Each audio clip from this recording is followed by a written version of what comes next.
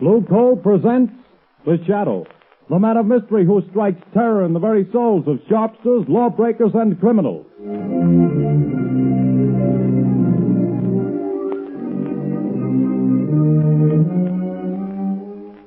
Friends, there's no longer any need for you to rely on guesswork when it comes to buying fuel. Now you can get the best fuel for home use, and know it at a glance, too. For Blue Coal, the finest of Pennsylvania hard coal, is colored a harmless blue at the mines for your protection, so that you can identify it instantly. To be sure that the fuel you buy is the safe, healthy, economical fuel, get America's finest anthracite. Ask for Blue Coal by name. Order your supply tomorrow.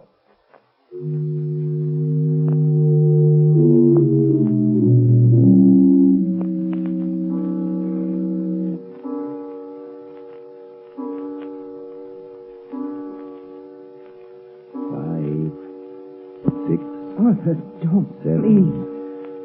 8, 9. This is the hour, my dear. I can't stand it, I tell you. Always at 9 o'clock it comes. But if I hear that horrible thing again, I'll go crazy. Oh, this awful house. But it's quiet, my dear. Way out in the country like this, I can install my laboratory here as soon as I get around to it.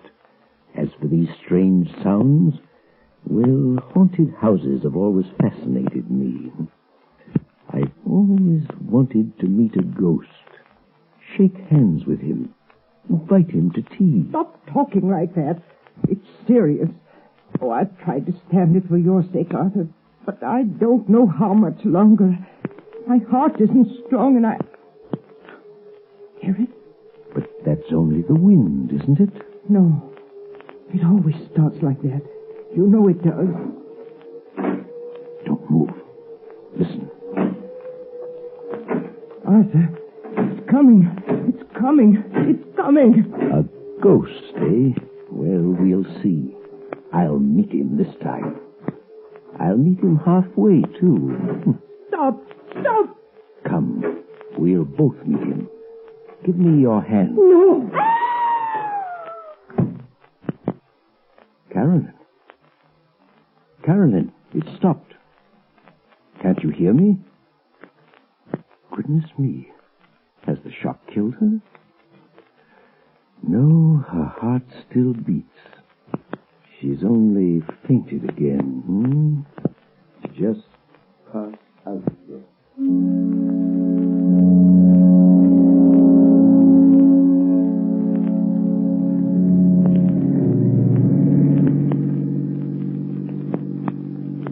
Turn the next corner, Lamont. It's that big house set on the hill. May I ask, Margot, the reason for this late call on Carolyn Sneed? Well, I'd like to know what's the matter with the poor woman.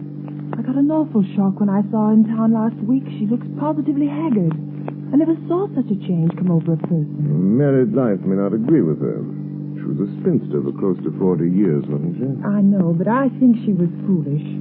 Carolyn has nearly $1 million in her own name. She didn't have to marry. Yes, but right now I'm not the shadow. Remember, I'm just your patient chauffeur, darling. Lamont Cranston, in need of a rest from my famous mystery man role. That last adventure took a lot out of me, you know. Well, a marriage problem is hardly as... Seriously, though. Nobody knows anything about this man she married. He came into town 6 months ago, met Carolyn in some accidental manner at the county fair, and proceeded to rush her off her feet. I've met him only once, but I don't like his looks. Something sinister, I gather. Hence the shadow idea. Well, who is he anyway? Professor Arthur Sneed, I believe he calls himself. He has a small office in town where he's supposed to be working on inventions or something. Well, here we are. Usually pretty level-headed, Margot, but don't let your aversion for this man we're seeing be too apparent.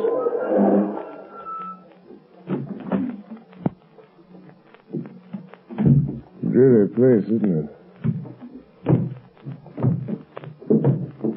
I don't see any bell. I guess you're supposed to use the knocker. Here he comes. Well, who is... Oh, it's you, Miss Lane. Yes. Good evening, Professor Sneed. I hope we aren't too late. Too late? Too late for what? Why, I phoned Carolyn that we'd drop in just to say hello. Well, she didn't tell me. Carolyn isn't feeling well at the moment. I'm sorry. Good night. Oh, but please, I only want to see her for a moment. That is, unless it's something really serious. Well, it isn't as serious as she pretends to think it is, but... well, come in. Thank you. This is my friend Lamont Cranston. Come in. I'm very happy to see Mr. Cranston. I've heard a lot about him. How do you do? You say Carolyn is ill? She didn't mention it when I... It came on suddenly. She's been in a nervous condition lately, but it's mostly imaginary. I made her go to bed. Well, would it be all right if I saw her? I suppose so. Go on up if you like. Well, thanks. I'll only be a few minutes, Lamont. What seems to be the trouble with your wife, Professor Sneed? Oh, she's run down, I guess. Frightfully nervous. She has some absurd notion that this place is, haunted. Haunted? It's only the wind, of course, and the creaking of an old house. Ghosts. She keeps talking about ghosts. And I can't persuade her that there are no such things. Of course, old houses have a habit of getting themselves haunted, Professor. As for myself, I'm not so sure there aren't such things as ghosts. But surely, Mr. Cranston... Oh, not the conventional sort, perhaps, but... I mean people's spirits. Souls, whatever you want to call them. Haunting the places where they've been unhappy. Very interesting, I'm sure. But a lot of tosh. I put no stock in it. No? I'm just noticing that rather rare book on the table, Professor. Neuroses of Death. What? If you're interested in that, I'm sure you must be interested in ghosts. I understand its morbid analysis of the factors of violent death are quite interesting. What do you know about it? Oh, I read all sorts of things, Professor. Professor Sneed. Oh, yes, Miss Lane? Carolyn wants her sedative. Oh, yes. I'll go up and give it to her. Did you find her comfortable, Miss Lane? Well, I think Carolyn is seriously ill. Yes, but more nerves than anything. Excuse me just a moment, won't you? Lamont, there's something wrong here.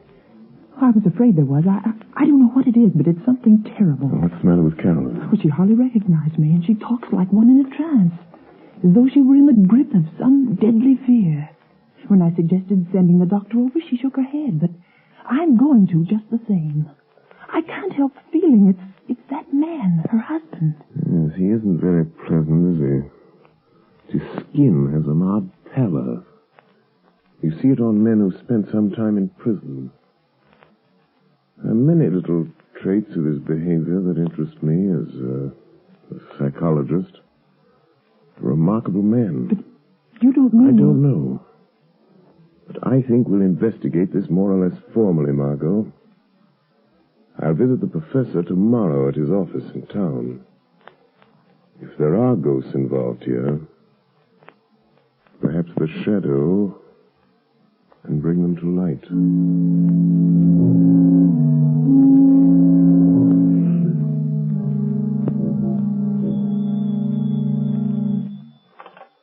Hello? Yes, Carolyn. Well, don't worry, my dear. I'll leave the office here at 5, and I'll be home before 6. Yes, I understand. Goodbye, dear. Well, who is it? Is that you, Miss White? Who's opening that door? Don't get up, Professor. I'll close it after me. What? I thought I might find you in. Who said that? Who are you? Your conscience speaking, Professor. Or have you a conscience? I'll show you what I've got. Don't excite yourself. I'm only a voice. A voice they call... Professor, have you ever heard of the shadow? The shadow? Yes. You seem to have heard of me. What do you want? I've come to warn you, Sneed. Warn me? Warn me about what? I know what you're doing. What? And I know how it's going to end. The end is death. Death? I have something here I'll toss in your lap. There. Do you hear it? Why, you... Get out of here, I tell you. See it? Look. It's half of a playing card. The ace of spades. When you find the other half, that will be the end. Get out and leave me alone. All right, Sneed, I'll go, but don't forget. The shadow knows.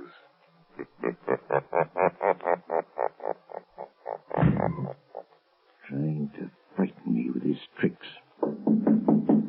Oh, coming back, are you? Oh, it's you, Miss White. There are two gentlemen here to see you, Professor Sneed. Two gentlemen? Well, I'm not expecting... I guess you may remember us, Professor Sneed. Spike. Your old friends, Spike Collins and Mr. Wilson here. Yes, of course. Please take those circulars on your desk, Miss White, and mail them at the post office right away. Yes, sir. Lock that door, right? Okay. And what are you staring at, Sneed? We ain't ghosts. I thought you two were doing a stretch at Leavenworth. Yeah, we were. But we framed a getaway. And now we come to see an old pal. Well, now listen, Spike. I'd help you if I could. Nuts. We've been watching you, and we know your game. We ain't got no time to stall. This old dame you married has got plenty of... I don't know what you're driving at. Well, you'll know if we squawk about that dame you married out in Idaho that croaked without anybody knowing what was the matter with her. Cards on the table, Sneed. Has this one signed our money over to you? Yes. She fixed her will in my favor. Well, what are you doing to get it? Well, she has a weak heart, and... I know. Playing ghost and scaring her to death, eh? Well, that's too slow, Sneed. I got a better scheme. We break into the house, stage a burglary, see? In a scuffle, the old dame gets shot, dead. It's quick. No, you can't do that. No, you'll see.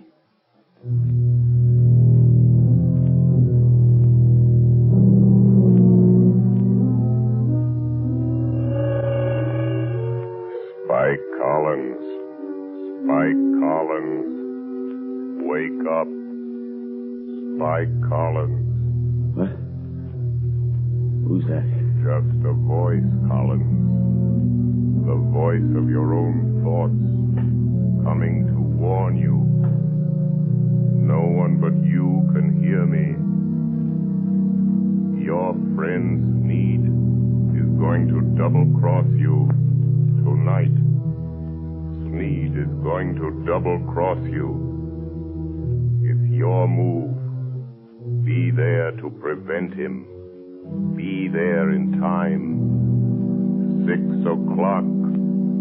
Be there.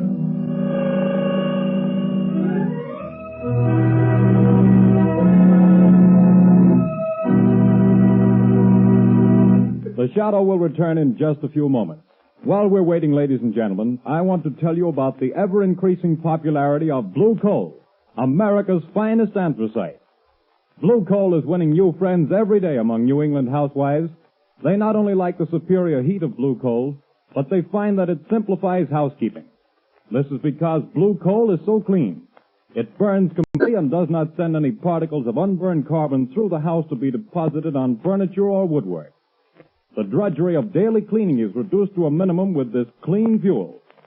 Blue Coal is the largest single brand of solid fuel prepared especially for home use. Each car is laboratory tested at the mines for purity and size before shipment. Blue Coal is Pennsylvania's finest anthracite. So that you can personally identify this excellent fuel, it is actually colored blue at the mines. Order it by name. You will find the name of your nearest Blue Coal dealer listed in the Where to Buy It section of your classified telephone directory under the name Blue Coal.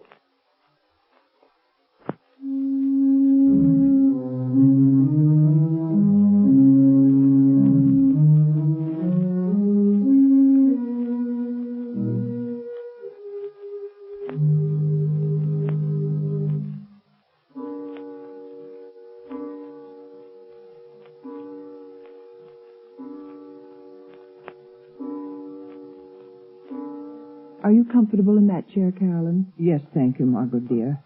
And I do appreciate your coming out here and staying with me. I'm glad to do it. But it's 6 o'clock. Your husband ought to be coming home pretty soon, shouldn't he? He phoned just before you got here and said he was starting. He seemed very agitated. Oh, he's a strange, unaccountable man sometimes. There are things about him I don't seem to understand. Yes, I know, dear. He has the car, I suppose? Yes, he's driving. He's probably on his way now. I've got to think. I've got to think of something. I know. We leave town. You're driving rather recklessly, Sneed. You again. I'm going to haunt you. Try to forget that I'm here in the rear seat, if it annoys you. No, don't look under the seat. If I could only see you, get my hands on you, I'd show you how much it annoys me. Shut up. I'm the voice of your conscience, Sneed. Perhaps you have a conscience. After all, I could choke that voice down your throat without any trouble to my conscience. if you only had the power of second sight, you could see me. That's an invaluable gift, Sneed. Being able to see things that other men can't. Some people call it mental telepathy, some by other names. Remember, I can see the pictures you make in your mind. I told you about that. You can warn all you like. That's not evidence, not in court. A lot of wild guesses that don't mean anything. Well, doesn't it frighten you a little, Sneed? I simply will you not to see me, and you don't. Careful. There's a truck coming down the road. Better sound your horn. Good Lord, the fool's taking up the whole road. It's going to hit you. Look out. It's gone. There wasn't any truck there. No. I willed you to see it. And you saw it. No truck at all. Just hypnotism. Gosh, I'm having hallucinations. But that's the way to dispel hallucinations. Drive straight through them. Be careful. We're near your house. And this old mill road is tricky. What about it? Look, Sneed. There's a man in the road ahead of you. There is, eh? Really? Why, it looks like one of your two pals that called on you today. I knew he would be here, Sneed. Really? You're going to hit him if you don't watch out. More of your hallucinations. You think that I'll believe you again, don't you? Well, I won't. Look out. I hit him. This time, it was no hallucination, Sneed. He was in front of you.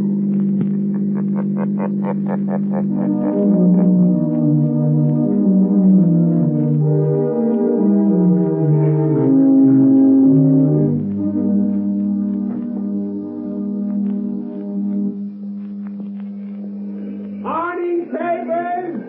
Morning papers! It's convict Spike Cullen found dead last night on the old mill road. Spike Cullen, wanted by the police, found dead. Here, son. I'll take one. Hey, Asher. What's it all about, Lamont? Rain all about. Found dead on Old Mill Road. But that's out for the Sneed's place. Yes, I believe it is. Notorious criminal struck by automobile and killed. He was certainly struck by an automobile. I wonder if Sneed knew anything about it. He acted very strange when he got home last night. Strange? What way? Well, he was pale and shaky, and he hardly seemed to know I was there. He told Carolyn that he'd had a message from out of town, and they'd have to pack and leave. Oh, did he say when? Well, they thought they could get their trunks and things ready by this afternoon sometime. You're not going to let Carolyn go with him, Lamont? Not if I can help it. Let's see. A little after 9. I imagine Commissioner Weston is rather startled by the morning's news.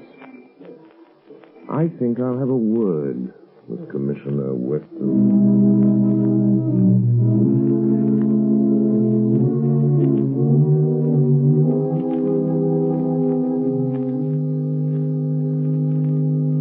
Commissioner Weston, they're sending Collins' body into the morgue. You went out there this morning and checked all details, Captain? Yes, sir, I did. And whoever hit him certainly smashed him up good. His face was all out of shape and couldn't recognize him. But we found these in his pocket. Now, let's see. A letter from his girl out west, looks like. Insurance policy. Library card of Leavenworth Penitentiary. And this ring, sir, that Collins always wore, with the figure 8 on it. Oh, yes. Well, it's a good job done, whoever did it. Tag that stuff and file it. Yes, sir. Let me know when the wagon gets here. Yes, sir. Police Department, Commissioner Weston speaking. Good morning, Commissioner. This is your good friend, the Shadow. Oh, yeah? Well, what the blazes do you want? To be of a little assistance, as usual. Yes, I see. I'm getting tired of this rigmarole, though heaven knows things happen when you phone. And what's the assistance today? Why didn't you investigate the ghost that haunts Sneed House, Commissioner, on the Old Mill Road? Well, you missed up on that one, Mr. Shadow. I don't put much stock in ghosts, but we went out there and checked up, searched the house. There's no evidence. No? Go again today, Commissioner. And this time, I think you'll get your evidence.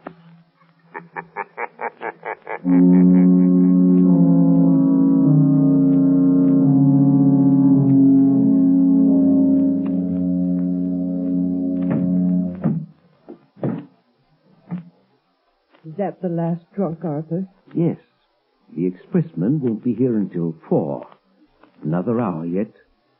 Why don't you go up and lie down a while, Caroline, Yes, I will. I'll try to sleep a little now that it's daylight. You told the milkman we wanted to pay him. He's coming back before we leave. Good. Well, that must be him now at the back door. Get back. Get back. What's the matter, Sneed? Think you're seeing a ghost? Stop. Don't come near me. Nuts. Snap out of it, will you? This is me, Spike Collins. You? Alive? It wasn't me you hit with your car last night on that back road. Well, I guess you wish it had been, huh? Who was it then? It was Rat Wilson. Fool got half pickled trying to get up his nerve for the job. Staggered out on the road before I could stop him, and wham!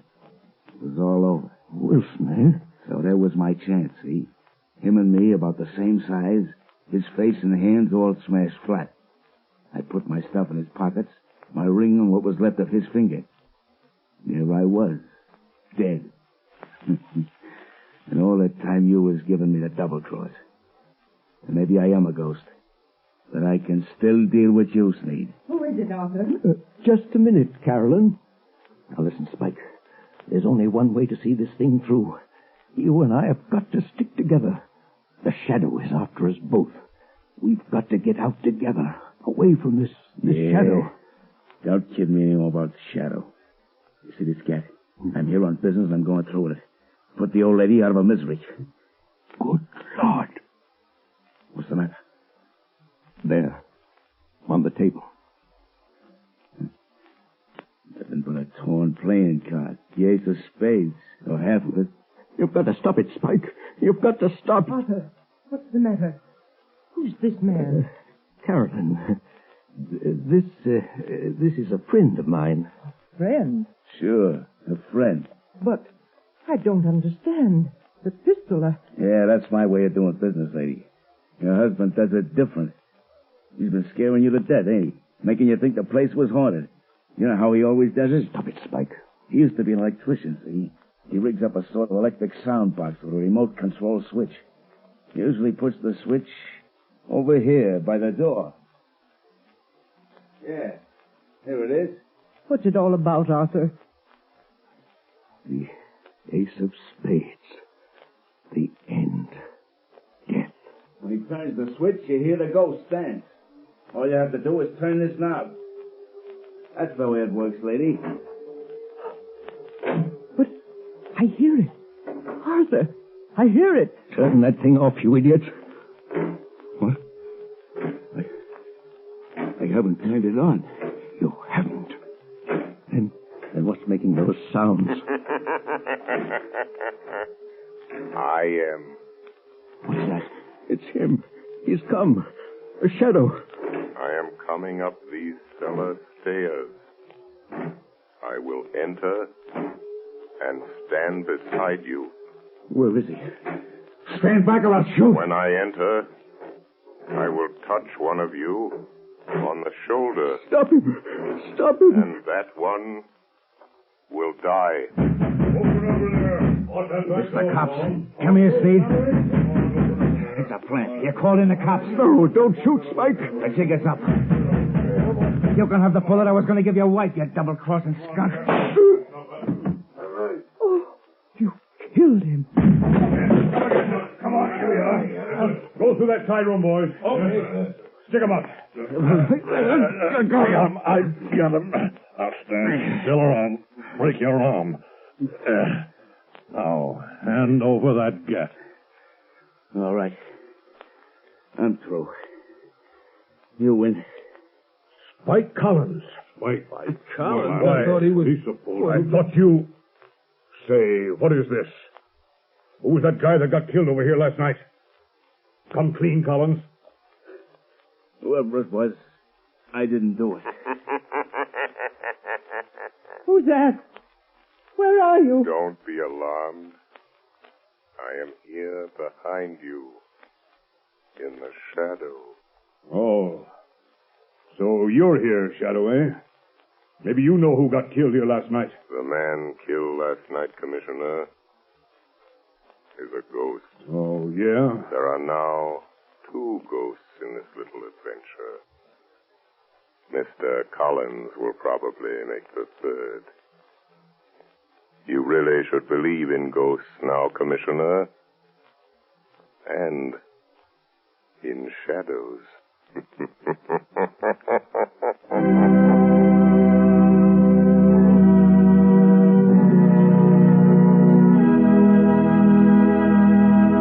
And now, before today's adventure with the Shadow comes to a close, John Barclay, Blue Coal's own heating expert, is here to give us another of his practical talks on automatic heating.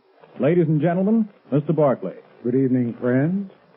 In former Sunday night talks of mine, I've shown you the importance of having the temperature of the home properly controlled with a Blue Coal automatic heat regulator. That is, in terms of health and convenience. Now, tonight, I'm going to give a third important reason for automatic heating: economy. Most authorities will tell you that the proper degree of heat in the home is 70 degrees. Naturally, you can't by hand keep your fire from giving off more than 70 degrees of heat, but the Blue Coal automatic heat regulator can and does. But here's how that saves you actual fuel dollars. Heating engineers have discovered that for every degree you raise the temperature above the desired 70 degrees, your fuel goes up in cost 1.5%. So you see, friends, by automatically shutting off that heat, that extra, wasteful, unhealthy heat regulator automatically saves on fuel costs. Why not investigate this Blue Coal heat regulator further? Ask your local Blue Coal dealer to give you a demonstration. The cost is only $18.95 plus a small charge for installation. You'll find it well worth every cent of that and more. Moreover, if you have any heating problems, discuss these also with your Blue Coal dealer. He is the best informed heating authority in your community, and assisted by his John Barclay trained serviceman, can, I'm sure, help you save money and have a more comfortable home this winter. This service is free. It costs you nothing. Thank you.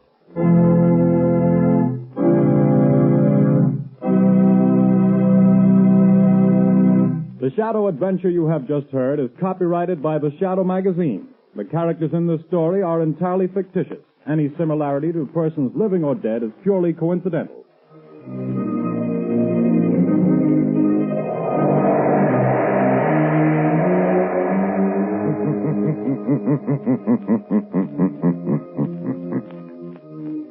The weed of crime. bitter fruit. Crime does not pay. The shadow knows.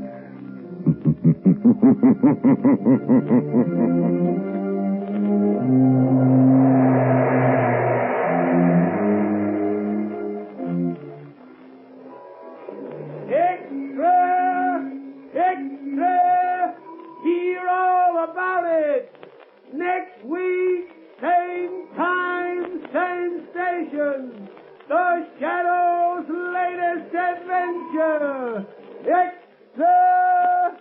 Extra!